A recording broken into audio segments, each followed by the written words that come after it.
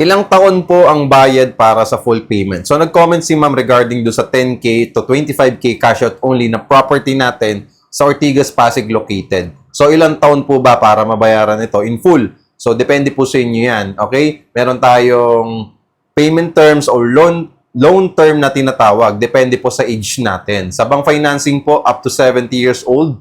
Sa pag-ibig financing po, up to 67 years old.